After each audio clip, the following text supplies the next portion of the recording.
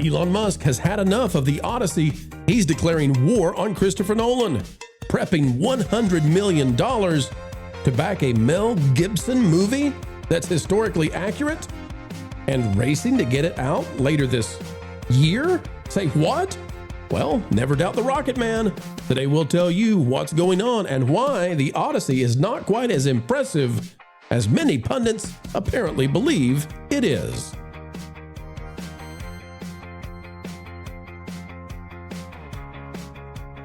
It's making about the same ticket sales as Superman. Ladies and gentlemen, the Odyssey costs a lot to go see. The box office is very high, but that doesn't mean that butts and seats have changed dramatically from some of the lesser films that, well, didn't impress us so. And so, folks, we'll do the video. We'll explain it all. We'll tell you what's going on with Elon. You click the like button, and here we go. Elon Musk is declaring war on the Odyssey, and he might know more than the average drive-by journalist will explain. But let's just say, folks, the Odyssey, despite its huge box office numbers, might be selling tickets around the same as Superman of last year, and Superman, I dare say, was a disappointment. We'll show you everything right now. Out of Deadline, Anthony D'Alessandro. The Odyssey scores $21 million plus. Record Tuesday for Christopher Nolan. Second U.S. weekend could top Dark Knight. So just as we told you right here on this channel, I said it would have a big Monday. I said it would have a huge Tuesday. I explained why. I said because there are only so many IMAX seats, because this is an IMAX event film. People could not get in. They're going to go see it Monday, Tuesday. Tuesday is a cheaper day. Average ticket price for the Odyssey, we believe, is $25. That is over the $16 average just movie ticket price for the year. It says Christopher Nolan scored his best Tuesday ever at the domestic box office as the Odyssey rang up $21.4 million. That bests his previous Tuesday high, which was The Dark Knight. The revised number from Universal ranks as the second best Tuesday year-to-date behind Toy Story 5's $23.69 million, and it's the second best Tuesday ever for Universal after Jurassic World. Okay, so it's having a good time, right? So you would say, okay, I'm inclined to say everything's A-okay with the Odyssey. And sure enough, as we predicted, it blew past $300 million. Folks, we're still not sure that the billion is easy, though, because of Spider-Man at $327. Now, here's what I would say, and then we're going to get into the Elon aspect of this. There's a movie out there that you need to know, and that's Superman. James Gunn, 2025, and we've talked about this in the past, how this was a disaster for DC, set up the Supergirl dilemma, and even in congressional hearings, they admitted that this film had underperformed. It made $618 million. Now, I'm using this as our comp because if the movie ticket prices that the Odyssey has are applied to Superman, Superman suddenly starts to perform like the Odyssey. In other words, people are paying much higher prices to see the Odyssey, but fewer people than you would anticipate with the kind of numbers that it's achieving. Seeing a 327 is impressive, no doubt, and it's going to make money, probably. However, it is based off of these very high IMAX ticket prices. Can it go past 2 weeks? It's going to do great for 2 weeks. Don't be fooled, don't be tricked, and no, there is no evidence that I see that has any credibility that the theaters are, paying to have, or the studios are paying to have empty seats. That is not happening in my estimation. There's no shenanigans in terms of this, except for the cost of the ticket is very, very high. Now, can it go past 2 weeks, which it'll need to break even, get to the $750 million mark at least? We'll see. But one thing's for sure. Elon Musk is not giving up. He's not done. Do you remember that he was waging war on this thing as it was getting ratioed over and over with trailers? Well, Elon Musk now says, according to Paul Tassi from Forbes, he's ready to give Mel Gibson $100 million to make an accurate Odyssey, and that's not all. Elon is ready to throw in Grok with the AI stuff to help get this thing made. No, seriously.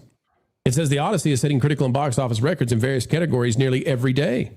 But there remains a loud subsection of social media users, mostly found on X, who remain dead set against the film. Oh, no, we'll be in that dead set because I say it's a 6.5. It's just okay. It's meh. But Musk is making new claims about the film, showing off a Grok-created Odyssey clip and then saying, before this year ends, Grok Imagine will make a full-length movie of the Odyssey that is historically accurate and true to the art of Homer. This has been done with a different AI-created Odyssey film that has been getting a lot of negative, well, he puts that attention. Musk also seems open to the idea of giving money to a human director, responding to a post that says he wants Musk to give director Mel Gibson $100 million to make a historically accurate Odyssey. To which Musk answered, I'm down. Many users noted that Gibson is not exactly a beacon of historical accuracy with his films like Braveheart, Apocalypto, The Patriot, The Passion of the Christ, and more. I don't think that Mel Gibson has been, completely, totally ahistorical. Definitely not to the degree of this Odyssey film where Christopher Nolan has done all kinds of things like retconning Odysseus into being the villain, the guy who broke Zeus's law, which, by the way, is a ripoff of biblical principles you'll find in the book of Hebrews, and in the story of the angels who are presented as strangers to Abraham. Anyway, tangent, I'll get off of it. Let me go first to Lou. Lou, if Elon wants to drop $100 million and use this as his test case for a Grok-based film at the end of the year, what say you? Does he? Sure. It's Elon. Why not? I mean, what are you going to do? Bribe him with money to not do it? Well, that's a good point. What is the line he told Bob? Yeah. Bribe me with money. Go fund yourself. Yeah. Yeah. Okay, well, let's talk about that aspect for a minute because it turns out that Elon Musk, everybody mocked him. Kevin, you remember this when they mocked him when he bought X?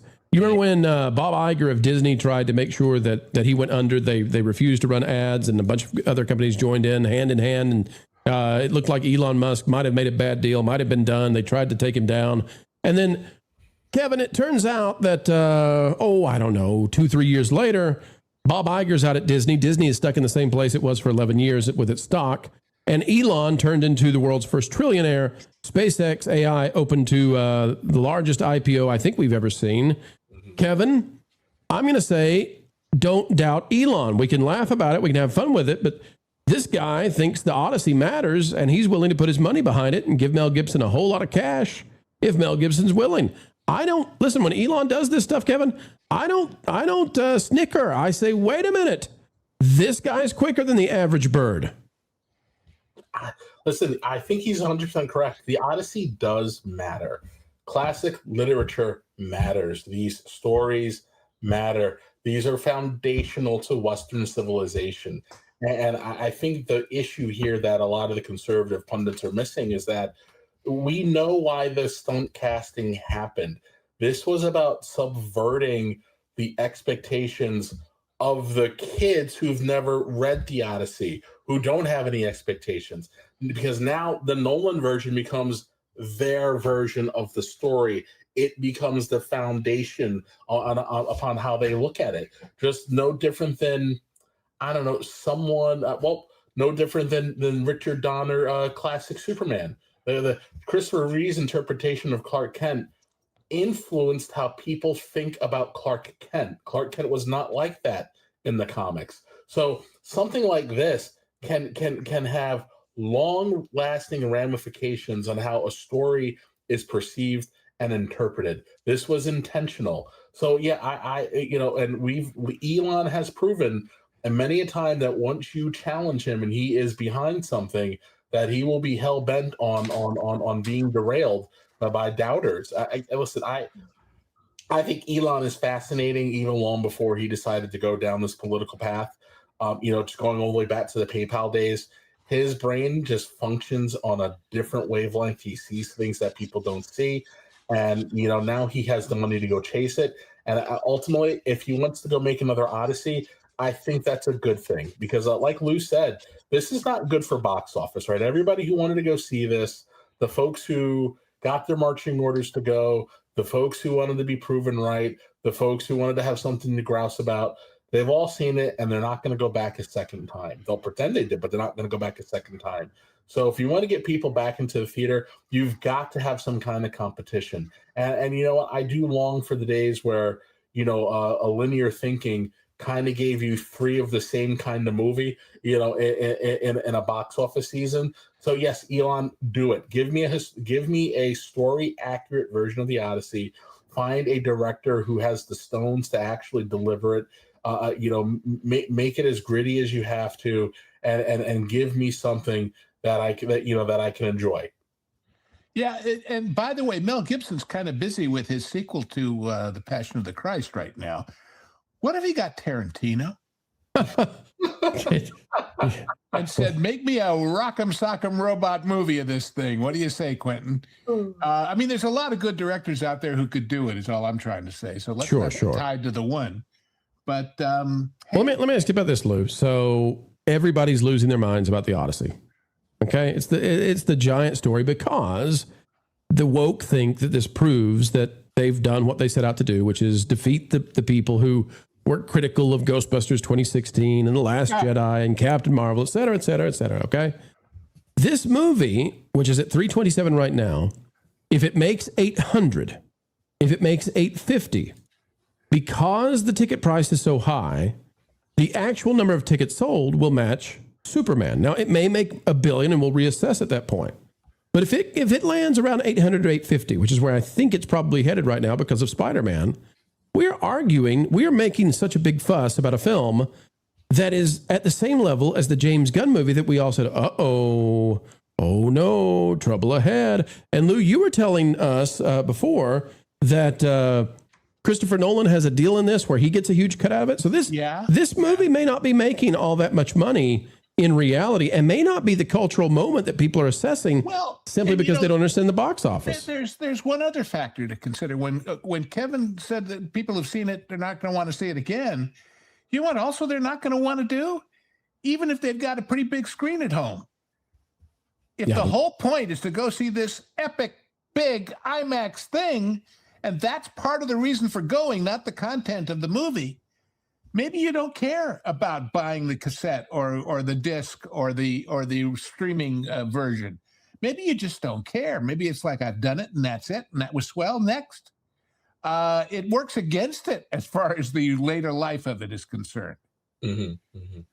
Well, I here, and I know we're talking about it, but I do think that we would be remiss in not plainly stating it. This is about the number of butts in the seats. We know that ticket prices are highly inflated at the moment. So we do need to have an honest look and go, hey, fine, this movie has made all this money, but how many people actually want to go see it? That we're going to have to get to a point where that's going to have to be the actual indicator of success. Because the velocity of a dollar is not anywhere near what it needs to be at this moment in time. And I'm telling you, people are throwing up their hands, the average Joe out there, and saying, I don't need this aggravation. Give me Spider-Man. Yep. Well, I'll tell you. So I don't think there's rewatchability of the movie. I mean, I'm not going back. I think it would be difficult to watch it twice, even if you have a 6-month span between when you watch it in theaters, when you watch it at home. And by the way, like we always on the genre guys, we're talking about, hey, buy it and hold it because who knows what they'll do to it. I've got the Nolan Batman movies on disc, and by God, I do watch them every year or two. Yeah, they're very, very good. Not this. Yeah. Okay. So, but the other aspect of this too is the analysts, they have access. There are companies that track the number of tickets sold. They are terrified to use that number instead of the box office, because the box office number always gets the pleasure of inflation, which lets them come out with headlines every year that says biggest and best movie ever. And they say that because inflation made it possible to do so. If you go back in time, if you compare some of these movies to stuff like Snow White or Gone with the Wind, like there's no comparison in terms of cultural relevancy. This movie, although it's going to be a big number financially, and maybe the lesson to be learned is jack up the ticket prices, although I'm not advocating for that. Maybe that's the lesson to be learned here. If you jack up the ticket prices, you get big numbers, looks real good. But in terms of like how many people are going to see it, how many people are going to enjoy it, we're at DC levels. I'm not sure it's the celebratory moment that the woke think it is. But wait, it could be much worse. What if this was a Disney movie? And the only aftermarket was, well, maybe we'll sell some memberships in Disney Plus to watch it there. I don't think so. I don't think so. It could always be worse, I guess. I will say this as we get ready to wrap up the segment. Don't doubt Elon, 1, but 2, what he's describing is not new. We just saw Young Washington come out. Didn't do great at the box office. It did okay, but it uses AI. Did you know it uses AI? Bet you didn't if you saw it, because it was so good. Every one of those cannons that fired, Those were historical cannons. They came in and used AI to make it look like they were firing. So if Elon wants to do it, it's already been done. This is not something that's outside of his abilities. And Elon Musk, you know what? Becoming the richest man in the world means you've got the artillery to put some stuff on the screen and say what you want to say. He bought X. I would say he can buy some screens. Parting is such sweet sorrow, ladies and gentlemen. It's only made sweet because there's more content on the way. We never stop. It drives the Holly Weirds mad, but we've got decades left in the can, and we keep going and going and going. Oh, wait. Are we showing our cards? That's right. We'll never stop going near and far and sending out the content you love. Folks, you can help us continue to do just that. Smash that like button, drop a comment down below, let us know your thoughts. And until the next time, keep learning, keep growing, and as always, keep having fun.